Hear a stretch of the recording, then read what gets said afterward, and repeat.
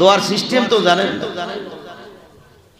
দোয়া যখন আপনি করেন একলা একলা বৈশা বৈশা কেমনে দেয়তাম একটু ধরেন দিই। দোয়া করতে গিয়ে অনেকে ঠিক না, এটা দোয়া কয়। তোরে কে কইছে এই দোয়া করতে? দোয়ার মতো দোয়া যদি নাই করতে পারো তাহলে তোমার এই ফরমালিটি দোয়া তো দরকার নাই। আর দোয়া মুকুল ইবাদত, দোয়া হলো ইবাদতের মূল মগজ। আল্লাহর কাছে চাবি বেড়া আদব সহকারে চা, মাথাটা নিচু করে লজ্জিত হইয়াছা যে আমার মতো ভিখারি, আমার মতো নালায় কেউ নাই, তোমার গোলাম হওয়ার উপযোগী আমি না, অতএব তারপরও আমি তোমার গোলাম, তুমি তো আমারে বানাইছো, আমার তো এই দরকার। আমার অভিযোগগুলি যদি তুমি না শোনো, আমার দুঃখগুলো যদি তুমি না দেখো, কে শুনবে, কে বলবে আমার দুঃখগুলো শুনবে? আমি কার কাছে শেয়ার করব? শেয়ার করার তো কেউ নাই, সব তো আমার থেকে পালাতক, সব স্বার্থপর। আমি তো কাউকে বন্ধু বানাই নাই, আমি তোমার গোলাম, তুমি আমার মনিব, আমার সব কিছু তোমারই শোনা লাগবে। এইগুলা মাথার নত করে দোয়া করে কন্যা আল্লাহর কাছে, অভিযোগগুলো আল্লাহর কাছে দেন না। ঠকছেন মামলায়, আল্লাহ রাইতটা তো লিখে রাখছি, দিনও না মামলায় ঠকজত বেড়া, দিন না বিচারিকে ঠকে গেছ, রাত্রটা তোর লিখে আমি রাখছি না। সুবহানাল্লাহ কন্যা, রাত্রে আমার কাছে অভিযোগ দে, কি চাবি বল, আমি সব তরে দিয়ে দিব। জোরে কোন সুবহান।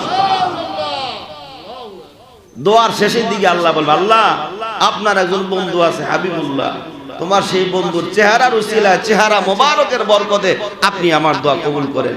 আল্লাহর কসম, দোয়া কবুল হবেই হবে। আমি পেয়েছি, আপনারা পাবেন। হাদিসে যেভাবে পাইছে আমরা এইভাবেই দোয়া করি, এইভাবেই দোয়া করেন আপনি। আপনি কোন এত কান্দি এত দোয়া করি কবুলের দোয়ার সিস্টেম জানেন না, আপনি চাওয়ার মতো চাইতে জানেন না। আল্লাহ তো দিতে দেরি, দিতে চায়, আমি নিতে পারি না, ঠিক কিনা জোরে কর। তো আশ্রা দিয়ে আল্লাহ বুঝাইলেন, ভ্রমণ করিয়েছি রাতের বেলা আমার বন্ধুরে। কোন থেকে কোনটায়? মিনাল মসজিদিল হারাম ইলাল মসজিদিল আকসা, বাইতুল্লাহ থেকে মসজিদ আকসা পর্যন্ত, সুম্মা মিনহু ইলাস সামাওয়াতিল উলা, সপ্তম আকাশ পার হয়ে আর শাদিম পর্যন্ত। জোরে কোন সুবহানাল্লাহ।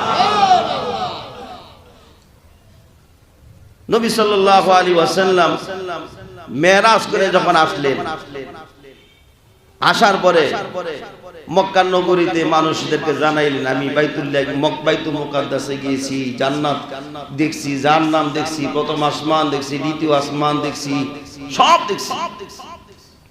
মক্কার মানুষরা কয়ে, এতদিন জানছিলাম নবী, অনেক দিহাই দিন পাগল। নাউজুবিল্লাহ, আসতে না, মাথা ঠিক নাই। মক্কা থেকে বাইতুল মুকাদ্দাস যাইতে সময় লাগে 1 মাসের উপরে। এই মুহাম্মদ কি কও না কও, সকালে রাত্রে দেখলাম তুমি ঘুমাইলা, সকালে উঠা কও তুমি মেরাজে গেছো। এতে মক্কা থেকে মদিনা বাইতুল মুকাদ্দাস জেরুজালেম যাইতে 1 মাস লাগবো, তুমি কেমনে হয়ে গেছো? এই খবর যখন মক্কার নগরীতে প্রচার হওয়া শুরু হইল, তখন আবু জাহেল আবু বকর যাইছে সামনে, এই আবু বকর, তোমার একটা প্রশ্ন করি, তোমার নবী মুহাম্মদ বলতেছে কালকে রাতে নাকি মেরাজ করছে, জেরুজালেম বাইতুল মুকাদ্দাস গেছে, আসমান জমিন সব ঘুরাইছে, তুমি কি বলো, তোমার অভিমত কি? আবু বকর সিদ্দিক বলতে লাগলো যে যদি আমার নবী এই কথা বলে থাকে যে মেরাজ করেছে, তাহলে সত্য। তখন আল্লাহ রাসূল সাল্লাল্লাহু আলাইহি সাল্লাম আবু বকরকে বলেন, আবু বকর তোমার নাম আজ থেকে হলো সিদ্দিক। যেরকম কি সিদ্দিক শব্দের অর্থ চিরন্তন সত্যবাদী, যে জীবনে মিথ্যার আশ্রয় নেয় নাই, মইরা গেল। আর আমরা আমতা যে সিদ্দিক লাগাই তুই সেকেন্ডে সেকেন্ডে কই মিথ্যা কথা, নাম সিদ্দিক, ঠিক কিনা জোরে কোন? আল্লাহ হেফাজত করে, জোরে কোন আমিন।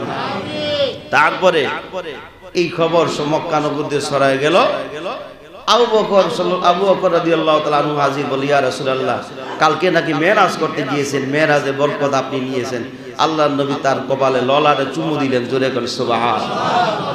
সব সাহাবায়ে কেরাম বসে গেলেন।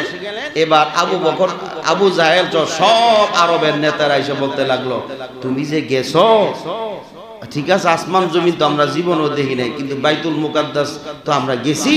তাহলে বাইতুল মুকাদ্দাসটা কেমন এইটা তুমি আমাকে কও। নবী সাল্লাল্লাহু আলাইহি ওয়াসাল্লাম ভারাক্রান্ত হৃদয়ে বলতে লাগলো, আমি তো গিয়ে নামাজ পড়েছি রাতের বেলা, দরজা কয়টা, জানালা কয়টা, আমি তো এইগুলা দেখতে যাইনি। কথা কন, মসজিদে যারা নামাজ পড়তে আইয়েন এরা কি মসজিদের দরজা জানালা গুনতে আইয়েন? কথা কন, জানালা গুনতে আইয়েন? ফ্যান কয়টা ওইটা দেখেন লেগে, এসি লাগাইছে কয়টা ওইটা দেখেন? কিছু লোক আবার এগুলি হিসাব করে, এমন মুসল্লি আছে না, যে জানালায় এইটা না লাগে এটা মিলে শুধু কাটতে এটা করে করার দরকার ছিল, ফ্যানটা এনে লাগায় হ্যান লাগানো দরকার ছিল, এসিটা কিনলে কেন লাগাই সেটা একটু হেদিক লাগাইতো। এই মুসল্লি নাই? অথচ হ্যাঁ বাইর ডরে কারেন্ট বিলের লেগে ফ্যানই চালায় না, আছে না নাই?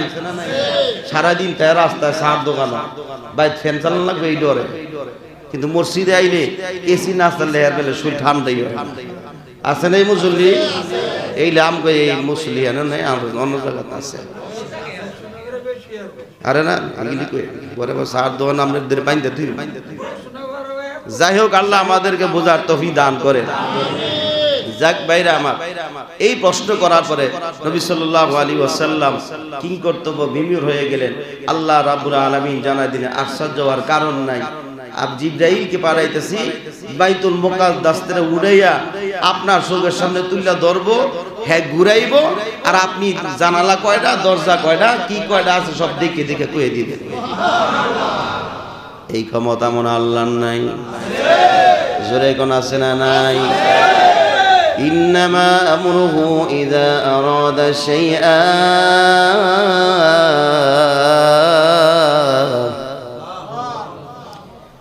আন ইয়াকুলা লাহু কুন ফায়াকুন।